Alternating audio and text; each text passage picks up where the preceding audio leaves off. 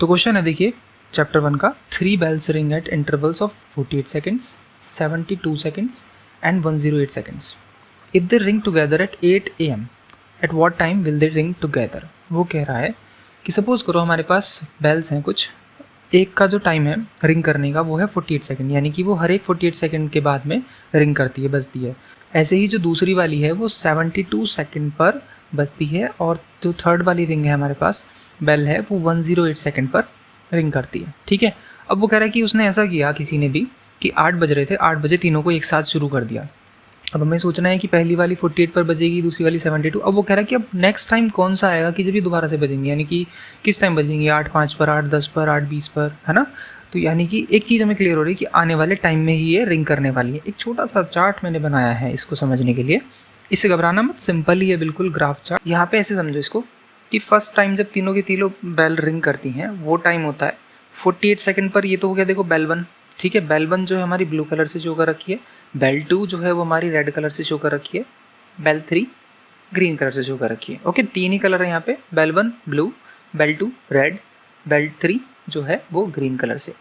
तो first time जब ring करेंगी तो सबकी सब 8 बजे से रिंग करेंगे, है ना। सबकी सब किस टाइम से रिंग करेंगी, 8 AM से रिंग करा होगा शुरू इन्होंने, ठीक है। तो पहली वाली तो 48 सेकंड के बाद रिंग कर जाएगी, यानी कि 8:01 से भी पहले बज जाएगी। दूसरी वाली जो है वो 8:01 के बाद और थोड़ा टाइम लेगी, 12 सेकंड समथिंग एक्स्ट्रा लेगी, है ना। तीसरी वाली जो है वो थोड़ा और ज़्यादा टाइम के बाद बजेगी। अभी तो एक साथ ये रिंग करने से रही है ना।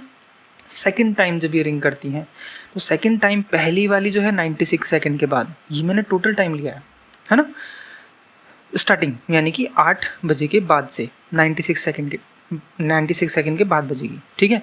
ऐसे ही 8 बजे के बाद से जो दूसरी वाली बेल है वो 144 सेकंड पर रिंग करेगी। तीसरी वाली बेल 216 सेकंड के बाद रिंग करेगी।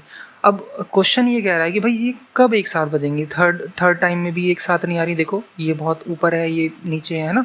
उस तरीके से ये वाली 192 सेकंड फोर्थ टाइम में ये यहाँ पर, और ये 432 पर पहुँच गई।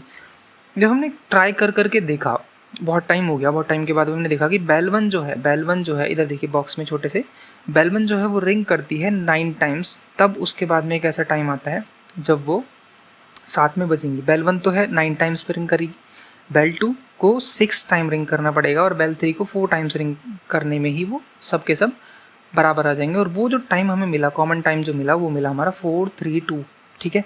432 एक ऐसा टाइम था जो कि ब्लू वाली के लिए भी हो गया, हालांकि उसको ज़्यादा बार रिंग करना पड़ा, 9 टाइम्स रिंग करना पड़ा।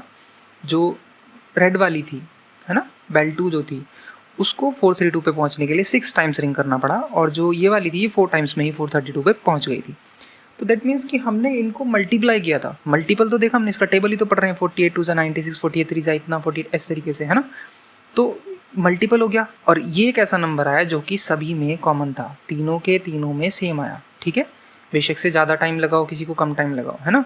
और सबसे छोटा नंबर यही था, सबसे छोटा नंबर यही रहेगा, है ना, क्योंकि इसके बाद तो फिर और आगे टाइम लगेगा तो वो बड़ा नंबर आएगा।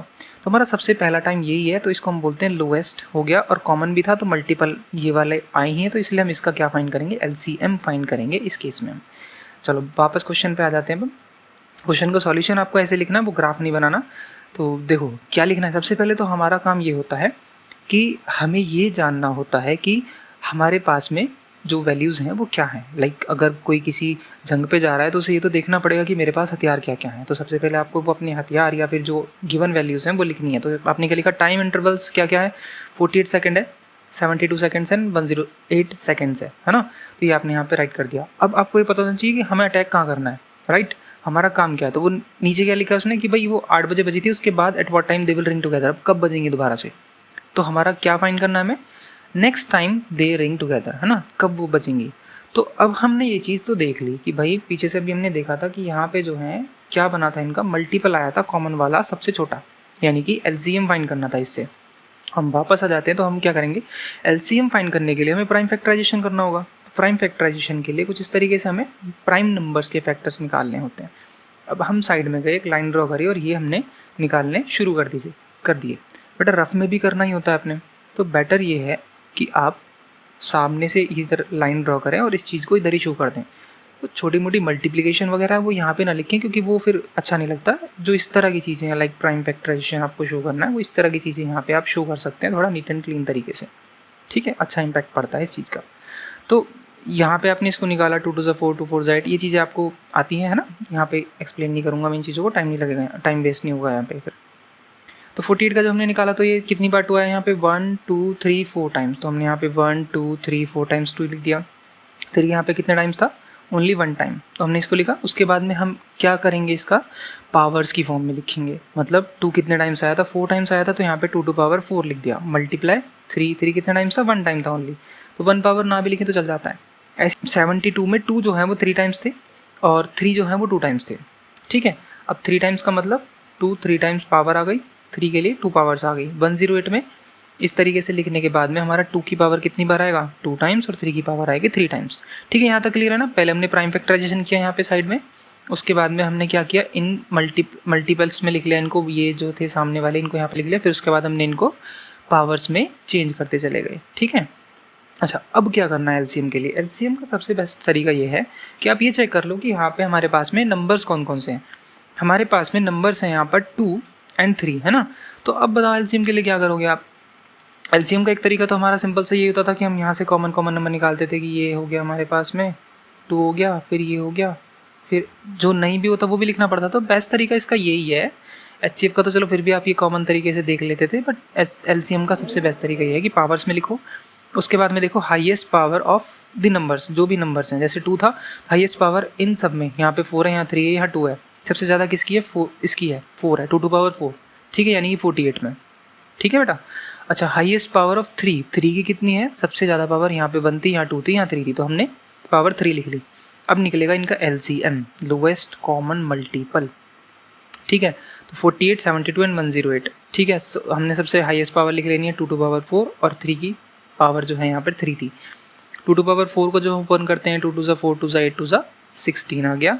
3 की पावर 3 को जो हम ओपन करते हैं तो ये 27 आएगा, और जब इनकी मल्टीप्लाई कराई तो हमारे पास आया 432 सेकेंड्स, यानी कि 8 बजे के बाद, इतने सेकंड के बाद वो दोनों करेंगे। लेकिन उसने हमसे टाइम पूछा था, देखो यहाँ पे उसने पूछा है कि at what time they will ring together, है ना। व्हाट टाइम जो है उसने बोल दिया, तो आंसर को यहाँ पर हम नहीं छोड़ सकते, हमें बताना होगा कि 8 बजकर कितने मिनट पर वो रिंग करेंगी, राइट। तो अब ये जो है टाइम हमारे पास में सेकंड्स में खाली, अब टाइम तो जो है 60 से छोटा लिखना पड़ता है हमको, राइट। तो हम क्या करेंगे, हम देखेंगे कि भाई सेकंड से मिनट में कन्वर्ट करने के लिए हमने क्या किया, इसको 60 से डिवाइड कर दिया। 60 से हमने डिवाइड किया तो देखो कितनी बार हो पाया ये 60।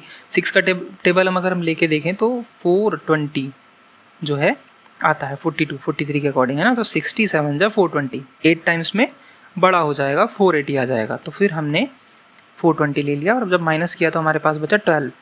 अब एक चीज़ है कि जब डिवाइड हो गया जो चीज़, यहाँ पे देखो 60 से जब सेकंड को हमने डिवाइड किया, इसको 432 सेकंड्स को, तो हमारे पास आया 7। इस 7 को हम कह देंगे मिनट है, और जो डिवाइड नहीं हो पाया, जो रिमाइंडर बचा, वो सेकंड में ही रह जाएगा। तो यहाँ पे हमारा आंसर आया 7 minutes 12 seconds। That means bells will ring together at, किस टाइम बजेंगी, 8 बजे में। इतना और प्लस कर दो 7 minutes 12 seconds को, तो ये बन जाएगा 8 7 and 12 AM। तो ये आपका आंसर है। अब जो आपको एक चीज़ समझ में आ जानी चाहिए, देखो यहाँ से कि क्वेश्चन में सबसे पहले आपको क्या लिखना था, पहले गिवन वैल्यूज़ को लिखेंगे, ठीक है। उसके बाद में हमें क्या फाइंड करना है वो लिखा जाता है। देन फिर हम ये देखते हैं अगर कोई भी चीज़ आगे बढ़ रही है, आगे बढ़ानी है, तो हम उसमें उस केस में उसका एलसीएम निकालते हैं, ठीक है। उस केस में हम उनका एलसीएम निकालते हैं, और अगर उसी चीज़ों को यूज़ करके हमें उन्हें कुछ हिस्सों में बांटना होता है, ठीक है, उन्हीं चीज़ों को हमें कुछ हिस्सों में बांटना होता है, तो वहाँ पे एचसीएफ लेते हैं। एचसीएफ वाले क्वेश्चन भी आगे हम लेके आएंगे, ठीक है। तो इसकी एक अलग प्लेलिस्ट बन जाएगी क्लास 10th की इंपॉर्टेंट क्वेश्चंस की, तो आप वहाँ जाके चेक कर सकते हैं। और अगर आपके माइंड में भी कोई क्वेश्चन रहता है तो आप पूछ सकते हैं किसी भी बुक से, and then I will try to explain to you that question